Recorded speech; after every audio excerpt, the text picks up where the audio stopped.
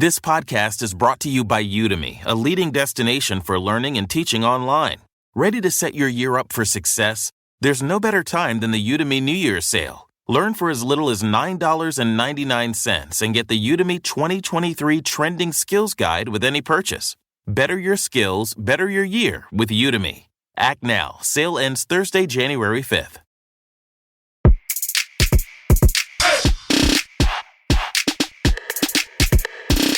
It's time for the BAQA. Hey, the BAQA. What you say? The BAQA with Manday. The BAQA with Tiffany. The BAQA. Hey, welcome to Brown Ambition. Brown Ambition BAQA. You have questions. We have some answers. We're not your financial advisor or your attorney or your real estate lawyer, whatever. We're not your mama, your cousin either. Well, we could be cousins. But we are two smart brown girls who know a thing about career, business, and money, honey. But still take what we say with a grain of salt and lean into your professionals. Mandy's out today, but you still got me. And in studio, we have a beautiful doctor, honey. And she's here for BAQA. She's going to ask her question, and I'm going to help her as much as possible. If you want to be in studio, you can. Here's how.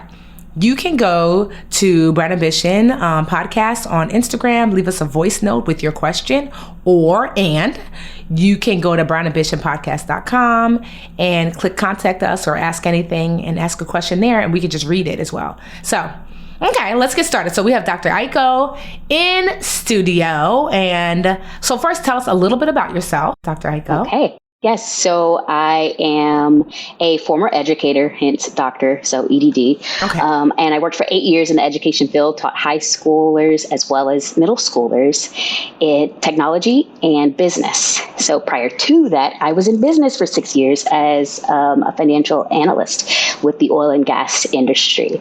And so recently, I've had a third change in careers, and now I'm working for myself, finally, as a life coach. And yeah, awesome. That's a little bit about Dr. Aiko. Well, what's the, so Dr. Aiko, just so you guys know, is one of my mentees, correct? Yes, correct. Right? Down to mymentortiffany.com. See, this is one of the best. Yes. They got a little jump. They got to jump the line when it came to BAQA. Yes. So tell us what's your business that, can you share the business name? Yes, it's Integrate Life.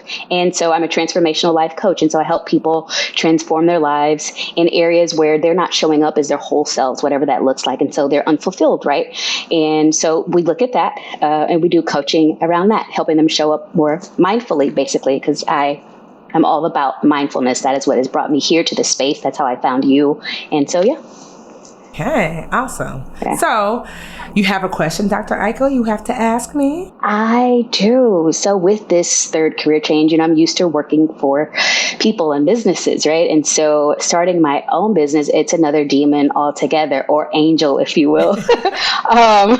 And so with that, there have been challenges, right? Like how to build community. And I did listen to your last cast, and we talked your last workshop, and we talked about how to build community. And so for me, because it's new and I do have an aversion to social media, even though I'm on it and it is helping me build my platform, just what guidance do you have for me in that area as far as me being new? Not only that, I'm not really talking about anything that a lot of people are conscious about, right? Like mindfulness, like how many people are really sitting down, breathing, meditating, listening to their bodies, allowing their intuition to be their guide. And so not a very popular subject either, like really how to build that community and draw people in and build my clientele. So remember, what Dr. Aiko is talking about is that if you're a mentee, that I do at least one like core lesson, like a live lesson a month. They get to ask questions live. It's really awesome. And our last live lesson was how to build community. I let people kind of vote or tell me what they want me to teach on as it relates to so at My Mentor Tiffany, we don't talk about personal finance. That's over at Literature Academy. We talk strictly about personal development and specifically as it relates to business, running a business. And so one of the things, I hope you took away from that chat is that community doesn't have to be built digitally. you know, that like certainly you can use the digital, like, you know, social media as a tool to help people to be made aware of your community, you know, but if you are someone who has an aversion to social media, you know, the most powerful communities actually meet in person. You know? And so remember I told you one of my favorite communities outside of my dream catchers, hey, and my mentees and dream builders is Girl Trek, right? I love Girl Trek. They are a community to watch. So what Girl Trek does, it is a nonprofit organization whose mission is to get women, Black women in particular, out walking. Now, what I love about Girl Trek is that they empower women no matter where you are in community with Girl Trekkers around the world. So every Saturday or once a week, they walk. But I don't have to fly to Atlanta to walk. I can walk in my local park by the house, knowing that there are other Black women also walking. I wear my Girl Trek shirt. Like I myself have gone to the park and I've seen this electric blue shirt and I already know, oh, there goes a Girl Trekker. Because I love to walk. I walk almost every day. But do you see how, like, you know, how powerful it is? Like, so you might do, say, weekly meditations, and everyone can meditate where they are, and you can encourage them to have their sister, cousin, mother, whatever, meditate alongside with them. And so you're building this community, you know, that doesn't have to be in person together, but in so doing, they're doing so under the banner of your business. You see what I mean? And so, like, I just want you to think outside the box of what community can look like. Certainly there are communities like on Reddit. They have threads that are communities. Some communities, you know, they congregate under someone's social media. Some communities, you know, back in the day, blogs were super huge and people would congregate on a blog and that was a community. Brown Ambition, we built a community that they show up and they listen to our podcast together, you know? So, the Budgetnista, I have dream catchers. And so we have a Facebook group where the community largely gathers. But even with that, remember I said in our chat that I too am trying to figure out ways to take it not just online, but take it offline, because true connection is made in person. And so one of the ways I'm doing that with my community, right? I have this big, huge 500,000 people in the Facebook group, but I'm going to be doing wealth walks next year where I'm going to be like, hey, I'm supposed to be speaking for whatever financial event on a Tuesday, but I'm going to come on Monday and I'm going to be at this park and I'm going to walk. If you want to walk with me, wear green so I know it's you. And we're going to walk and talk about money. But how powerful is that to walk and talk about money? It will really empower folks that when they go back to the digital community, that they're really not alone. You know what I mean? And so just think to yourself, like, what does that look like for you? And I was even thinking too, like just visualizing that other people who are not in the group will then inquire, right? Exactly. In the park, they're like, yeah, I like that. I love that. You know? And so it's like, what can I do? So yeah, some people will be with you. Like, let's just say you do meditation or you know, you do a weekly mindfulness activity or monthly. But, you know, everyone's kind of gathered. Because remember what I said, what is a community, right? A group of people gathered, you know, around a specific idea, goal, or activity.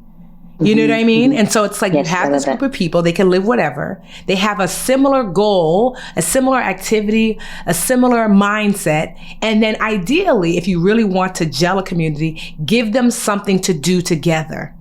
Even if together apart. I will meditate at my house, you meditate in your house. You know, like think about the mentees, right? When we get together and I teach the lesson, we are in community in that moment.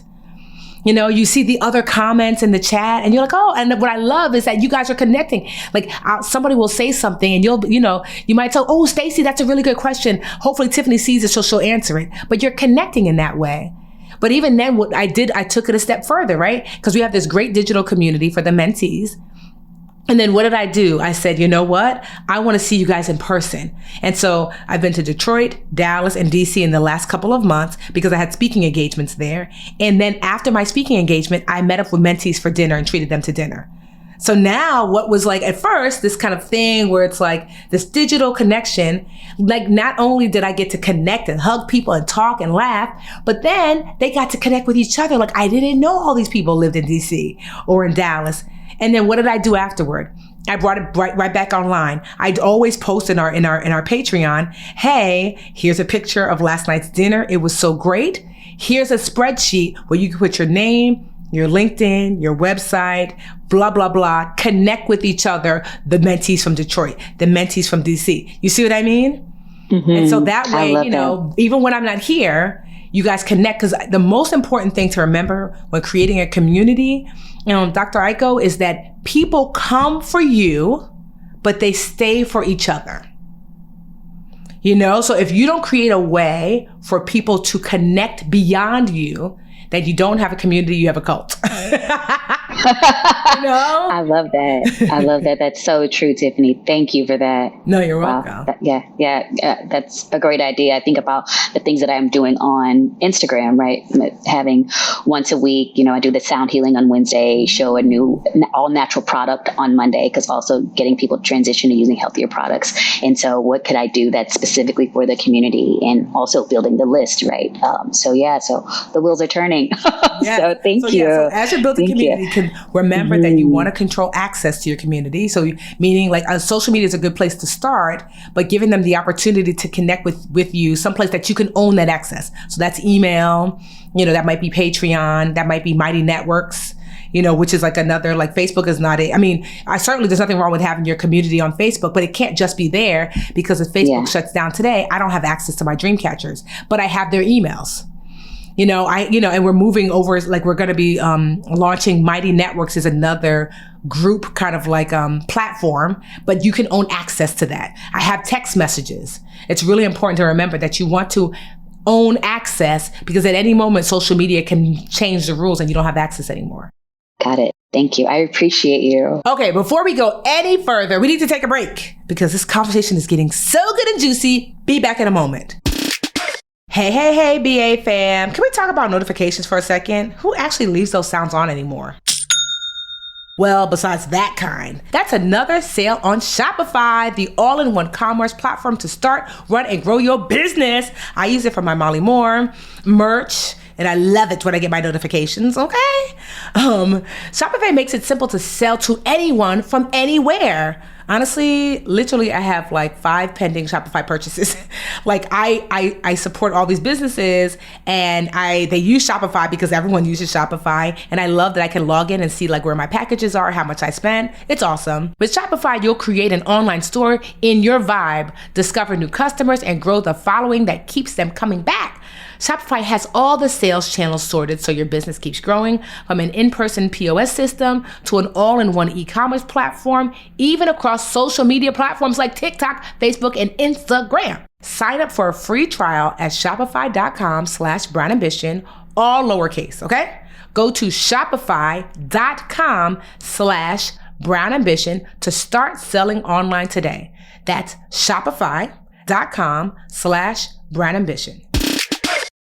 No, you're welcome. Any additional question? I know you had some questions just in general for me. Go ahead. Yeah, so I was curious, like, so if you were me, knowing my story and where I am, what would you ask yourself?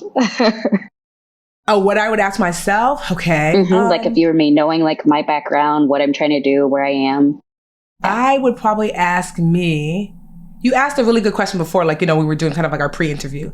You asked me something like, how long did it take for you to be profitable? Did you get funding? So those are really good questions. And I'll say that, so especially at the beginning, like, how did it look? So I didn't know what I was doing, just tumbling and dumbling towards success. I want to say I didn't make, I probably was profitable very early on, but that didn't really mean anything. Meaning like my overhead, because it's just really me speaking and teaching, I didn't have a ton of overhead, but the first year I maybe made $15,000. So what does that even mean? You know what I mean? Like, that's like, babysitters can make more than that. So I was living off unemployment at the time. I was doing that. And so maybe the second year I maybe made 25, third year maybe like 30 or 40, like fourth year like 50. And then I want to say it was like the fifth or sixth year, I made maybe like 75. And this is gross. So when I made 75, my take home was 35. You know what I mean? So I want to say, so it was not easy. Okay. And so I want to dispel the myth of the pure entrepreneur from the beginning. Meaning that I was babysitting, I was tutoring, I was, you know what I mean? This whole thing that I just do the thing. You're right. Yeah. Some people certainly, but that was not the case for me. I had a lot of supplemental things that I was doing. I had a hodgepodge of things to keep it going. I was also living very simply. You know, like I had cut back on all my bills. I was renting a room at the time. Everybody's not built for that, but I was doing that. You know, I wasn't really driving my car. You know, I was walking. I was taking public transportation because I knew that like the more money my life cost me, the more that like I couldn't pour back into the business, you know? So I would say, you know, I didn't really start making a livable wage like by itself, maybe until like year 5 or 6. Okay. So I think that's really good to know. Yes. There wasn't a rush, you know, like, and so maybe year 6, I want to say I made 6 figures, like, not take home. I think I made like 100 or 150,000, something like that. And my take home was like 50. And I was like, okay, now that's what I used to basically make as a teacher. So after like year 6, it's like, now I'm matching my preschool teacher salary. Okay. You know, so there's a lot of consistency and you have to figure out that there's something else that has to pay you besides the money, because the money is going to be funny in the beginning. Like there has to be something that motivates you to keep going besides the money. You know? Amen to that. That's so refreshing hearing you say that, because this is my first year and like hearing you saying, okay, you're living off unemployment in the 15th. I was like, oh, okay, I'm right where I'm supposed to be. Yeah. Okay. So, okay. All right. Perfect. Thank you. That's why it's so important too, Dr. Aiko. I want you to have 3 levels of types of people in your life. So level 1 is mentors, you know, which I serve as one of your mentors, but, you know, seeking out other mentors, even digital mentors. Like, for example, there are people who I've never met, but I admire them. So I listen to all the podcasts they do. I watch their YouTube videos. I follow them on social. So they mentor me without even knowing me. You know, a mentor is someone who is just typically like about 10 steps ahead. You know, so it shouldn't be someone who's like a year or so out. No. It should be a real stretch, because the mentor had been there, done that, wrote a book about it, basically, you know? Yeah. So yeah, you were my mentor like that before I joined the mentees. Like I bought your book first and I read it and I was like, I like her. And then I started listening to you on Instagram. I was like, okay, all right, let's do this. Let's officially be a mentee. So yes, that's right. So you want to have like, you know, and so you probably not gonna have a ton of mentors. You might have just a handful, you know, maybe just 1 or 2, maybe 5, you know, and then some mentors, you know, if you're fortunate enough, you get to actually interact with them. And some mentors, if you're super fortunate, also are sponsors, meaning they put money in your pocket. You reach out to them. They say, sure, I can share your resource with my audience or whatever that is, you know, like, or, you know, like, you would actually be really good fit for this thing I'm not able to do, you know? So that's like the next level of mentorship, right? So, but that's mentors. That's level 1, right? The second group of people is, and the most important, if you ask me, are your peers. Your peers are sometimes 1 or 2 steps behind or 1 or 2 steps above. So someone could be just slightly above you, but that doesn't make them a mentor. They're still a peer. And so that's super important. This is where you're going to have the largest group, because you see what I just did when you asked me, how long did it take you to become profitable? I got to tell you, but a peer would tell you, like, girl, I'm broke this month. You're like, oh, me too. Okay, good. You know, I used to literally have like 5 or 6 people that I'm like, were you able to pay bills this month? No? Okay, so. I'm not alone. Yes. So like for real. And so peers are not about age. It's not about even years in business. You know, your peers really are just about like, are they around the same level? Like I said, a little behind, a little bit above, but they will normalize the process, keep you motivated, and make you feel like you're not alone. So cultivate those peers. You can go to conferences, you know, the mentees, those are some peers in there, you know, social media, following people, just reaching out. Like I grew peers by someone, like I might see I love what they're doing. And I might just say, I just want to say congratulations on that thing. That's awesome. And then we built a relationship that way. A lot of my peers now, as a result of me just congratulating them on social media and then keeping in touch and then one day exchanging numbers and talking, you know, so building that peer network is going to be really critical, because your peers will alert you to things that are coming up, you know, some tools and tricks that they're using that are working, you know, so build like an honest, transparent, reciprocal relationship. And then the last and not least is your mentees. So you might think like, oh, it's like, no. You have your, you know, you have your doctorate in education. You are, you know, you've taught for many, you know, have been in that space for many years. There are people that you know more than, and when you help them, you actually helping yourself, because when you teach, you learn twice. So every time that I pour into you, my mentees, I am solidifying that information in myself. You know, and I love to teach. And I'm telling you, sometimes literally I will come to y'all because I haven't quite worked out a thing. And so I will force myself to teach it to you, to force myself to work it out. It's like, what's the language I'm looking for here, Tiffany? What am I really saying? What is the experience? I'm like, you know what? I've been to talk to my mentees, and then I will pour into you. And as I'm pouring into you, it becomes more clearer to me.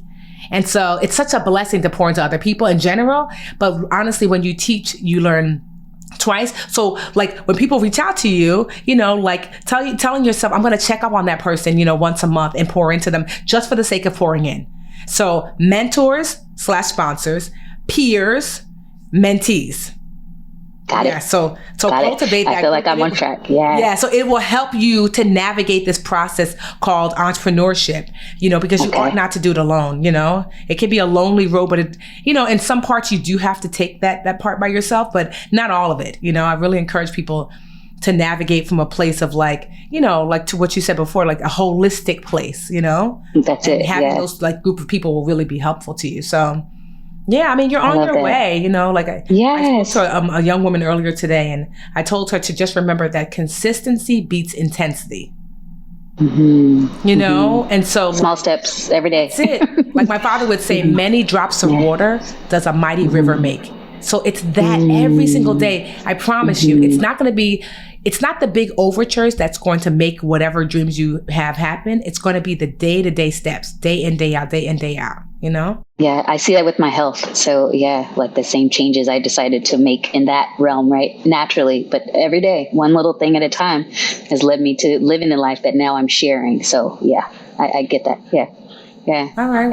This was helpful. Thank you for coming.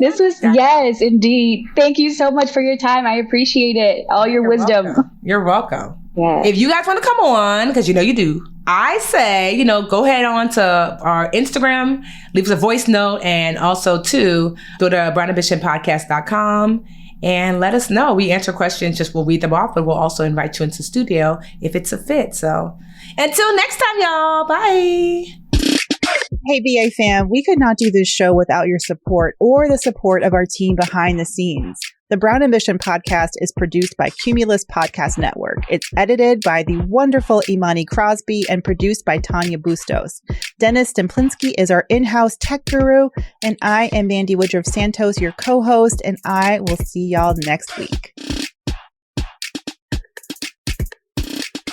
You're worried about the economy. Inflation is high. Your paycheck doesn't cover as much as it used to. And we live under the threat of a looming recession. And sure, you're doing okay, but you could be doing better. The Afford Anything podcast explains the economy and the market, detailing how to make wise choices on the way you spend and invest. Afford Anything talks about how to avoid common pitfalls, how to refine your mental models, and how to think about how to think. Make smarter choices and build a better life. Afford Anything, wherever you listen.